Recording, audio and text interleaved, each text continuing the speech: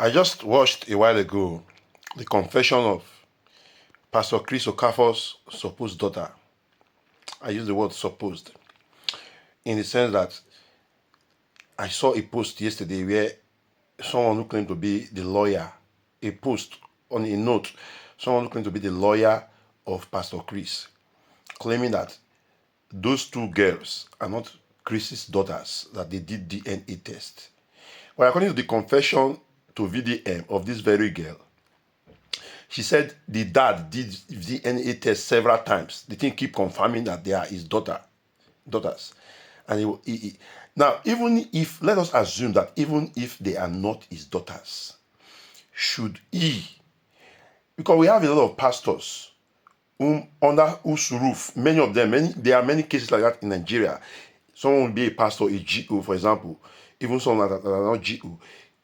People will be living in their house, under their roof, with their family, their wife and children. Other members of the church who are less privileged, who do not have yet to stay, they'll be living under the pastor's house. The pastor will be taking care of them. Now, is it right if for a pastor to be knocking a church member? Now, I'm not saying I believe the girl. It's just allegation. But is it a fact that some people, some men are doing incest with their children? It's a fact. Is it a fact that some pastors are even doing it? It's a fact. Many have been caught. Is it a fact that some accusations are false?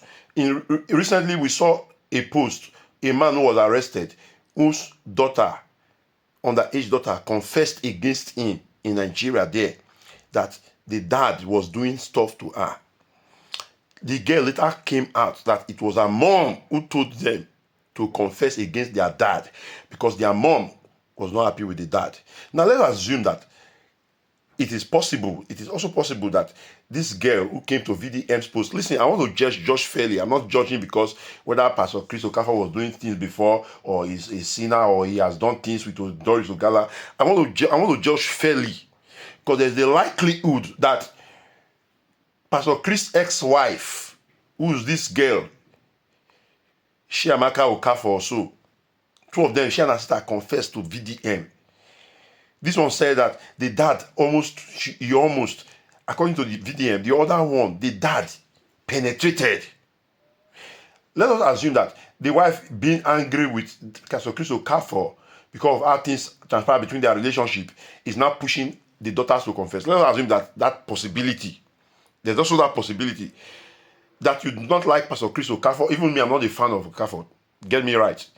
Are you following me? But I'm happy with the work VDM is doing. I want justice to prevail.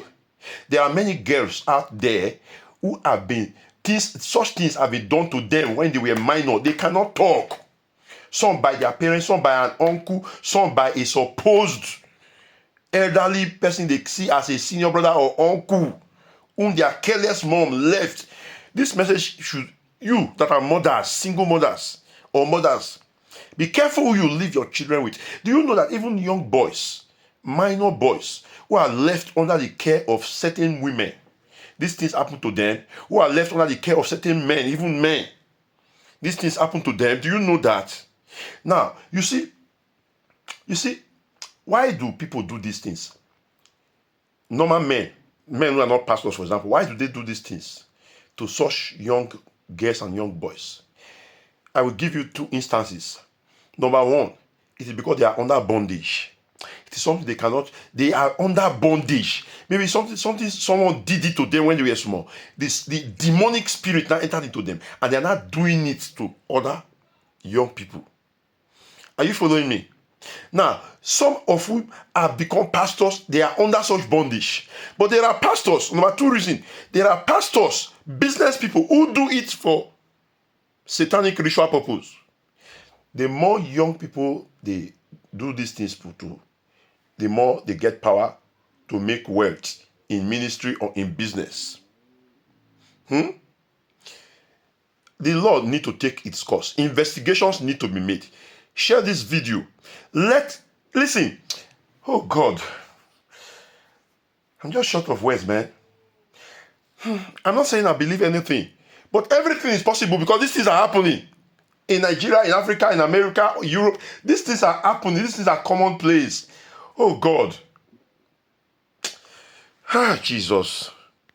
My name is Precious Chidera Okafor. The daughter of Prophet Dr. Chris Okafor. I used to live with him years ago and I left around 2020.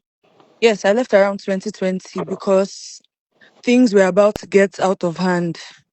While I was living in the house, amongst all my siblings, I'm the only one from my mother, while the four of them are from a different mom.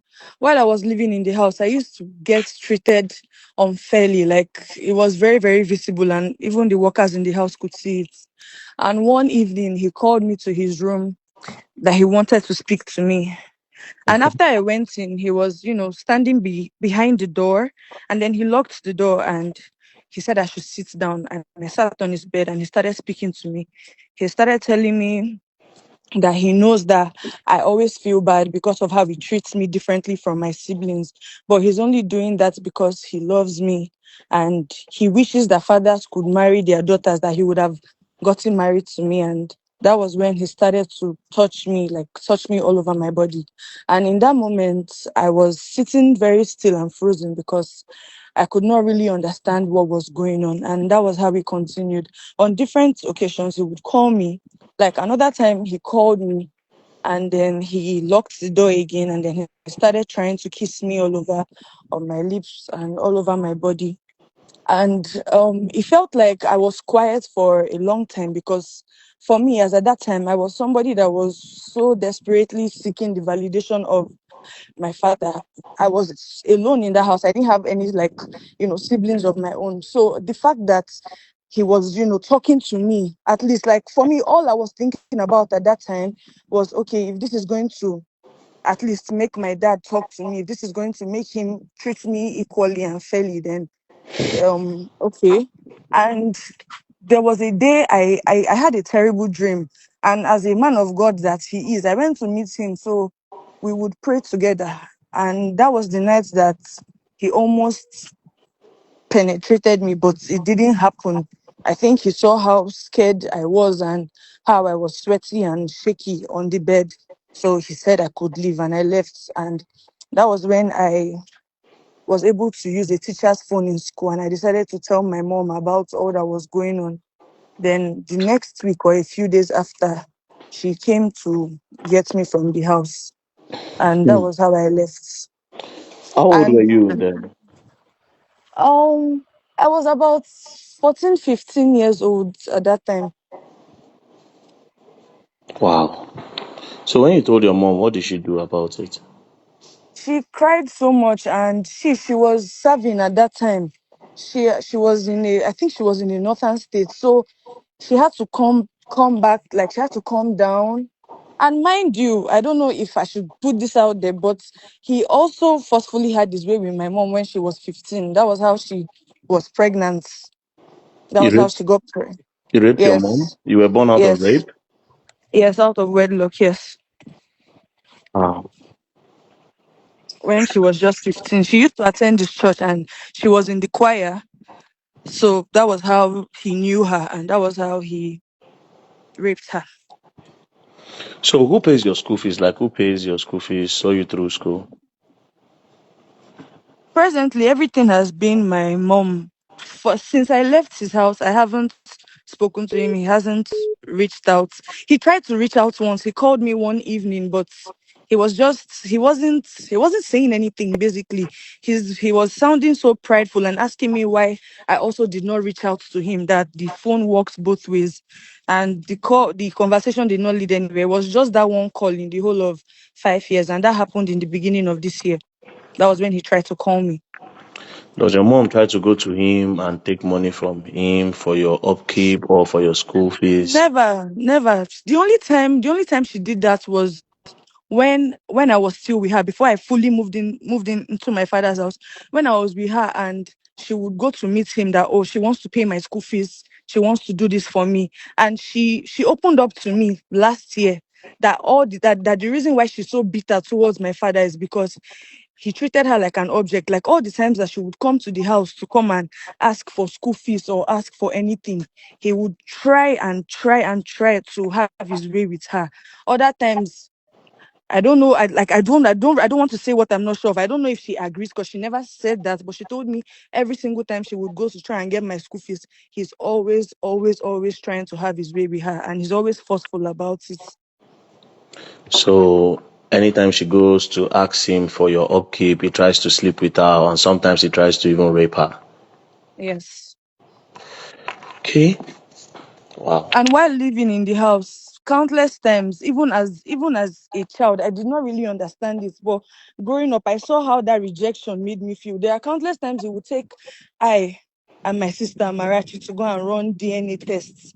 And even if he runs the test and he sees that we are his children, he still tells people and just like says it that we are not his children for some reason. And I don't really know what his reason is.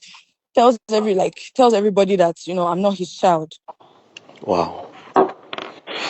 How old are you now? I'm 20.